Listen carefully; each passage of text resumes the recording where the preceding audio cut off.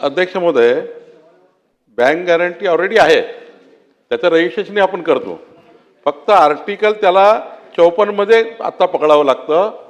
कोर्टाचे निकाल आणि आत्तापर्यंत जे NECL वगैरे NESL वगैरे संस्था आहे यांनी असं म्हटलं की तुम्हाला वेगळं आर्टिकल द्या, याला वेगळा अनुच्छेद द्या. आपण आता हे घेतोय 54 मध्ये, आता नवीन कलम टाकतोय 34A.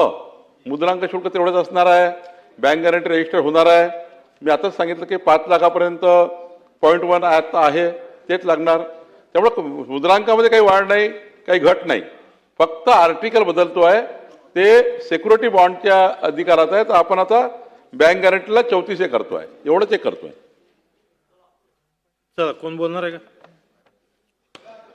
प्रश्न असा आहे की सन 2026 चे विधानसभा विधेयक क्रमांक 56 महाराष्ट्र मुद्रांक 34 सुधारणा विधेयक 2026 विचारात घ्यावे काय?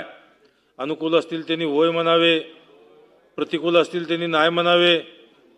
होयचे बहुमत आहे, होयचे बहुमत आहे. विधेयक विचारात घेण्यात येत आहे.